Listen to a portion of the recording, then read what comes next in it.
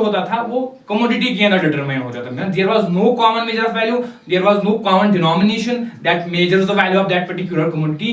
We exchange and we measured the value of that particular commodity in terms of goods. Because मुझे कोई good चाहिए तो मैं उसको बदले के अंदर कोई अदर कमोडिटी देता था, जो वैल्यू होता था उस पर्टिकुलर कमोडिटी को उसी गुड के अंदर होता था। मींस मुझे राइस चाहिए, उस राइस का वैल्यू जो है वो जो बदले में मुझे मिलेगा उस राइस का वैल्यू वही है। There was no common denomination, there was no common measure of value.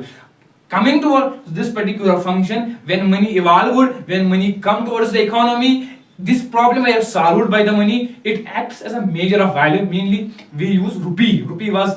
रुपी जो था उसने मेजर ऑफ वैल्यू जो था किसी पर्टिकुलर कमोडिटी का, जिसको हम प्राइसेस कहते हैं, परचेजिंग पावर होता था।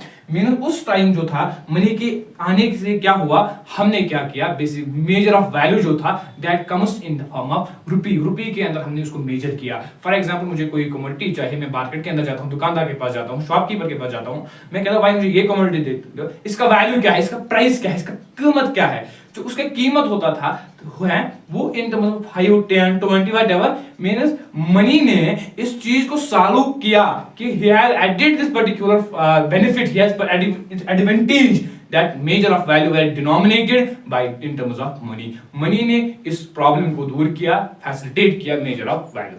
तो इट वाज अ